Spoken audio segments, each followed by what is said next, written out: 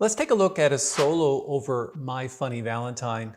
Hey, it's Tobey from Jazzmentl, and we've done some videos on playing the chords for My Funny Valentine, but we haven't yet approached it from a solo perspective.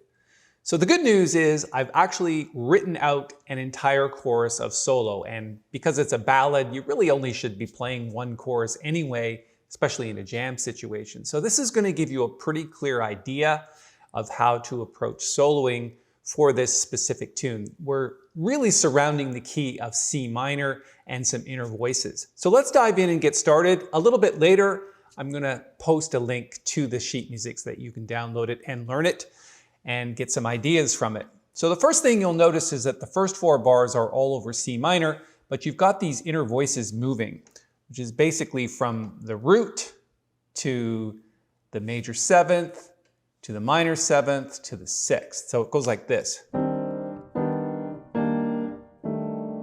Very obviously James Bondy. You know, that's the kind of inner voice that you have when you're looking at that minor sound. So let's look at the soloing.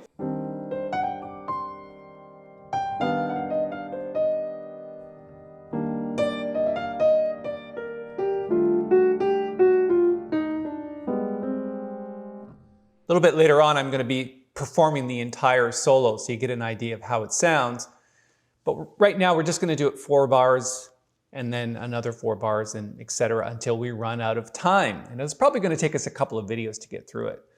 So in terms of this particular solo, you've got this grace note here, which gives it that bluesy sound. Of course, we're really basing it on the C minor blues scale, which is C, E flat, F, F sharp, G, B flat, and C.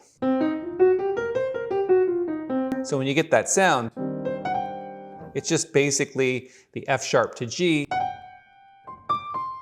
and just blues scale. And of course, that's blues scale too, right? So you'll hear licks like that a lot.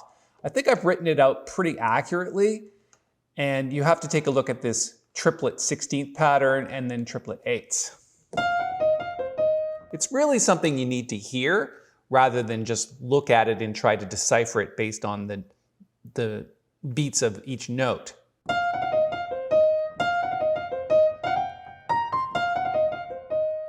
Okay?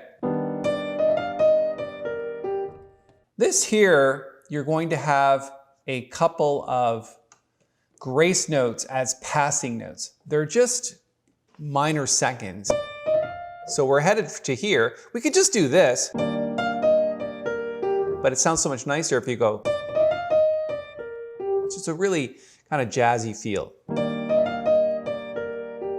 And here we're just spelling the chord.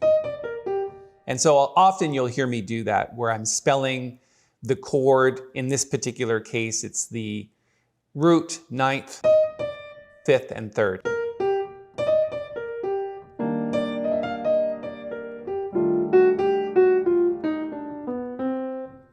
So if you take a look at this chord, it might look like an F7 chord with a 9th and a 13th.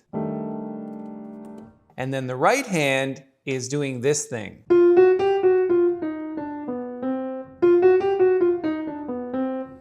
And I think it's really important to note that not only are these notes passing notes, but they're done in minor seconds, just like this. But the goal is to kind of create that bebop jazz sound.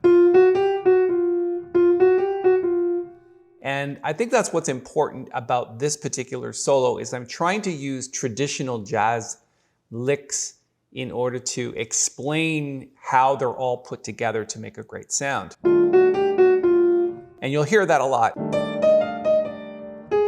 And then the next one is, and that's where you have 2 notes above, 1 note below, and then leading to the C, which is the beginning of the next bar. So you'll get that a lot where you're really trying to approach that note of the chord, which in this particular case is a C, of the A flat chord that's coming up, which is essentially the 3rd. right?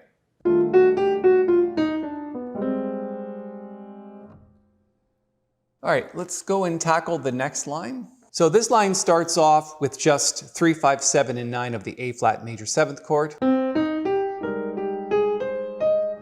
So that's something you need to take a look at, because you'll hear that quite often in jazz, where you're approaching the chord from a half step below, but it's still part of the chord itself. So in that particular case, it's the 7th leading to the root.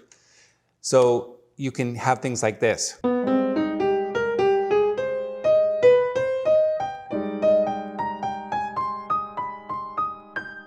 Right? You're just basically approaching the chord from that half step below, which is usually part of the chord.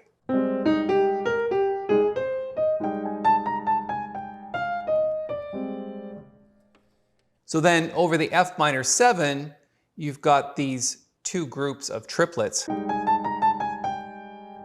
So you'll hear that a lot in my playing, where it doesn't matter what I'm playing. If I were playing a 2-5 in minor,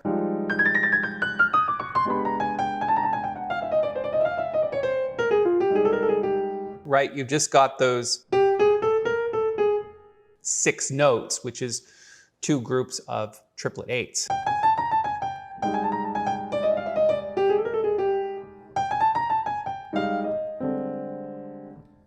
Okay, so the line from the beginning of that section.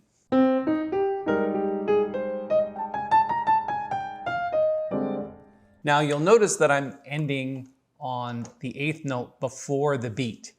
That is where you get that bebop sound. So bebop, the words came from this. That note is B and that note is bop, and it gets the accent. It's always the 2nd 8th that gets the accent. For example, if I'm looking at this measure here, the A flat major 7, the accents are here. It's like bebop, bebop, bebop, bebop. You get the idea? So.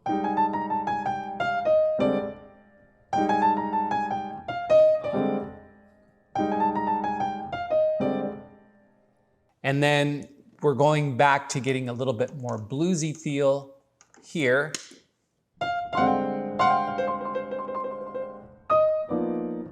Okay, so it's just a lick, and you've got the 2 grace notes. So you play the first F with your 2nd finger, and then the F sharp with your 3rd finger, and you slide it up to the G. And then, of course, we've got this tremolo, holding the F down and then tremoloing the C's.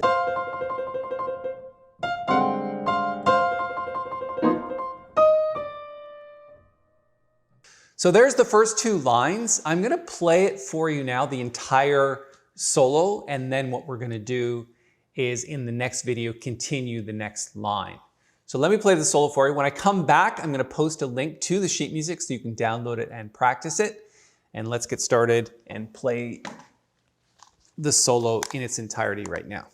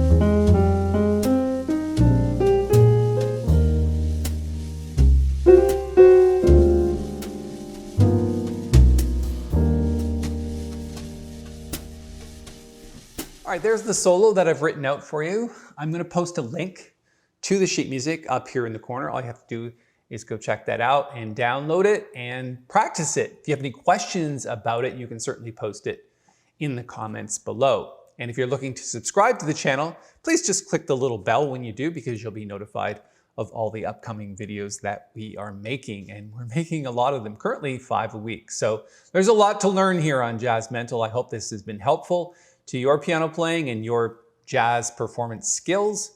And in the next video, we're going to continue on with My Funny Valentine soloing. Thanks for your time.